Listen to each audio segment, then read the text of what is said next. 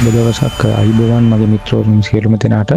ඉතින් අද 2025 ඔක්තෝබර් මාසේ 12 වෙනිදා එහෙම නැත්නම් ඔක්තෝබර් මාසේ දෙවෙනි සතියේ අන්තිම දින කීපේ. ඉතින් අපි අද කතා කරන්න බලාපොරොත්තු වෙන්නේ ශ්‍රී ලංකාවේ තියෙන රොමේනියන් එම්බසි එකේ අලුත්ම අප්ඩේට්ස් ටික. ඉතින් එහෙනම් අපි ඉක්මනින්ම වැඩි කාල වේලාවක් ගන්න නැතුව මේ ගැන කතා කරන්න වීඩියෝ එකට යමු. මේ ගයියා ඉන් යුරෝප්.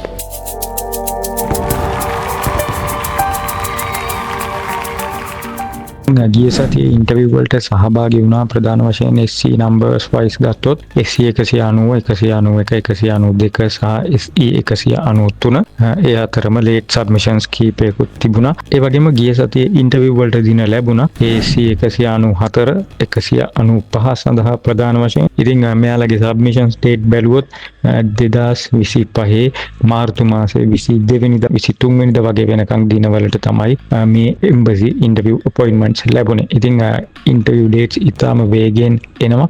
ඇත්තටම මම ඇසියුම් කරාටත් වඩා ස්පීඩ් වෙලා තියෙනවා මේ වෙනකොට එම්බසි එක. ඉතින් මේ මාස ඉවර වෙද්දි ගොඩක් වෙලාවට SE 197 හෝ 198 කියන ඉලක්කම් වලට ටච් වෙයි වගේ තත්ත්වයක් තමයි තියෙන්නේ. ඉතින් ඔයාලගේ ડોකියුමන්ට්ස් ටික රෙඩි කරගෙන ඉන්ටර්විව් වලට ඔයාගේ ප්‍රැක්ටිස් එක අවශ්‍ය නම් ඒක හදාගෙන ලෑස්ති වෙලා ඉන්න. ඉතාම ඉක්මනින් ඉන්ටර්විව්ස් එනවා. ඉතින් ගිය සතියේ ඉන්ටර්විව් සඳහා දින ලැබුණ පිළිවෙල බලද්දී වැදගත්ම දේ තමයි ලබන සතියේ 13 14 15 කියන දවස් වලට පමණයි දින ලැබිලා තියෙන්නේ. ඉතින් 16 සහ 17 කියන දින දෙක සඳහා දින ලැබෙන්නේ කොහොමද කියන එක අපිට බලන්න වෙන්නේ හෙටින් පටන් ගන්න සතියෙන්. ඒ කියන්නේ 13 වෙනිදායින් පටන් ගන්න සතියෙන්. කලෙක්ෂන් මේල්ස් පැත්තට හැරුණොත් අතනම પાස්පෝර්ට් කලෙක්ෂන් ඉතා අඩු ප්‍රමාණයක් තමයි ගිය සතියේ ලැබුණේ. ඉතින් මේ විදිහට 13 වෙනිදාට પાස්පෝර්ට් කලෙක්ෂන් වලට දින ලැබුණේ සැප්තැම්බර් 15 වගේ වෙනකන් ඉන්ටර්විව් ගියපු අයට. ඉතින් මෙතනත් රැන්ඩම් සිලෙක්ෂන් එකක් තමයි තියෙන්නේ પાස්පෝර්ට් ඉෂුවන්ස් එකෙත්. ඉතින් ඔයා සාමාන්‍යයෙන් සැප්තැම්බර් 15 වගේ වෙනකන් ඉන්ටර්විව්ස් ගියපු කෙනෙක් නම්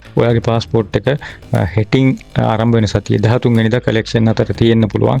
ඉතින් ඔයාලගේ ඒජන්සි එක ඒජන්ට් හරහා පොඩ්ඩක් දැනුවත් වෙලා හොයලා බලන්න પાස්පෝර්ට් එක ලැබිලා තියෙනවද කියලා. ඒ වගේම තමයි ගිය සතියේ විශාල ප්‍රමාණයක પાස්පෝර්ට් ප්‍රමාණයක් ඉෂු වුණා. ඔක්තෝබර් 6 වෙනිදා නැවත වතාවක් પાස්පෝර්ට් කලෙක්ෂන් වලට මේල් ඉෂු වුණා. මේ පාස්පෝර්ට් කලෙක්ෂන් වලට දින ලැබුණේ යාලට 7 වෙනිදාට එන්න කියලා. ඉතින් එතන ඉතා විශාල ප්‍රමාණයක પાස්පෝර්ට් ප්‍රමාණයක් තිබුණා.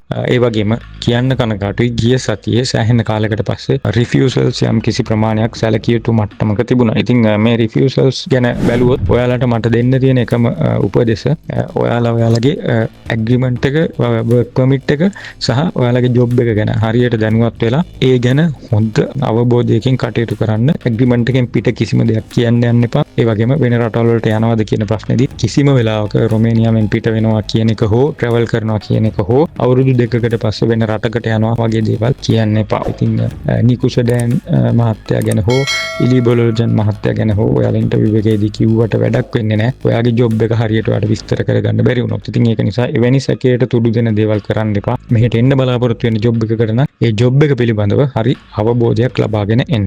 ඉතින් මිත්‍රෝනි ගිය සතියේ ඉන්ටර්විව් සිද්ධ වුණේ දවසට 80ත් 100ත් අතර වගේ සංඛ්‍යාවක්.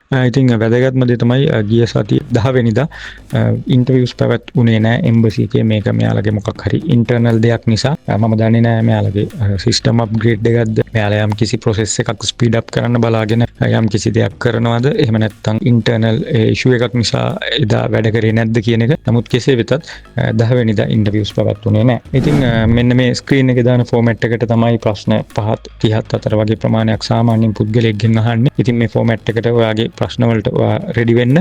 ඒ වගේම තමයි ડોකියුමන්ට්ස් ගැන හැමදාම කියනවා. මෙන්න මේ ડોකියුමන්ට්ස් ලිස්ට් එක හරියට බලන්න. ඔයා ඒජන්සි එකකින් ගියත්, සෙල්ෆ් ඇප්ලිකන්ට් කෙනෙක් විදිහට ගියත්, ඒජන්ට් කෙනෙක් කරා ගියත් මේ ડોකියුමන්ට්ස් ටික ඔයාගේ වගකීම. ඔයා ගෙනියන ඩොලර්ස් පිළිබඳව සැලකිලිමත් වෙන්න.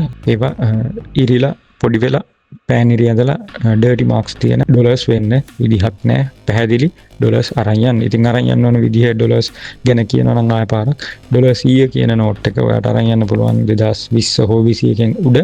ඒ වගේම අනිත් නෝට්ටු ඒ කියන්නේ 10 කොළ හෝ 20 කොළ හෝ 1 කොළේ අරන් යන්න 2016 හෝ 17 උඩ. ඉතින් මේ වෙනකොට දන්නවා ඩොලර්ස් 141ක් එම්බසි ෆී එක. ඉතින් ඒක හරියටම බලලා අරන් යන්න. ඒ වගේම තමයි પાස්පෝර්ට් එක ඔයාගේ අවුරුදු 2කට වඩා අඩු කාලයක් නම් තියෙන ඉස්සරහට ඉන්ටර්විව් යන දවස් ඉඳලා ඔයාගේ પાස්පෝර්ට් එක රිනිව් කරලා අරන් යන්න පුළුවන් නම් ඔයාට වාසිදායක තත්වයක් වෙයි. මේක මම අනිවාර්යයි කියන්නේ නැහැ. නමුත් ප්‍රශ්න අඩු කරගන්න පුළුවන් තත්වයක් ලැබෙයි. ඉතින් හැමෝම බලාපොරොත්තු වෙන පොලිස් රිපෝට් මේ වෙනකොට අතේ තියෙන්න ඕනේ SE 194 195 196 197 198 සහ 199 200 කියන අංක. ඒ වගේම ඔයාගේ පොලිස් රිපෝට් එක අදාළ අවශ්‍යතාවයට සපුරන්නේ නැත්නම් තව මාස 2ක් වගේ යනකොට මෙන්න මේ කියන කට්ටිය SE 201 202 203 204 සහ 205 206 කියන අංක පොලිස් රිපෝට් ඇප්ලයි කරන්න. එහෙනම් මිත්‍රවරුනි මෙන්න මේ ටික තමා දෙන්න තියෙන අප්ඩේට්ස් ටික ඔයාලා හැමෝටම ලබන සතිය ජයග්‍රාහී සතියක් වෙන්න කියලා මම ප්‍රාර්ථනා කරනවා. ඒ වගේම රොමේනියාවට මේ දිනවල එන්න බලාපොරොත්තු වෙන අය ඉන්නවා නම් ටිකක් වින්ටර් එකට ගැලපෙන ඇඳුම් ටිකක් අරන් එන්න. ඒ වගේම විටමින් වර්ග, vitamin D, vitamin C, vitamin E කියන විටමින්ස් අරන් එන්න පුළුවන් නම් වටිනවා. ඉතින් ඒ වගේ දේවල් සප්ලිමන්ට්ස් ටිකක් වින්ටර් එකට හරියන්න අරන් එන්න. ඒ වගේම ඒ ගැන කරපු වීඩියෝ එකක් මගේ channel එකේ ඇති. ඒක බලන්න. හරි. එහෙනම් මිත්‍රෝනි ඔයාලට පුළුවන් ප්‍රශ්න තියෙනවා නම් කමෙන්ට් එකක් දාන්න YouTube channel එකට. ඒ වගේම Facebook page එක පැත්තේ එන්න පුළුවන්. ඉතින් Facebook page එකෙත් ගොඩක් දේවල් අපි යුරෝපය ගැන කතා කරනවා. හරි. එහෙනම් මේක තමයි අප්ඩේට් එක මේ සතියේ. ලබන සතියේත් ආයෙත් අලුත් වීඩියෝ එකක් හම්බෙමු. මම ගයි ඉන් යුරෝප්. ඔයාලා හැමෝටම ජය වේවා.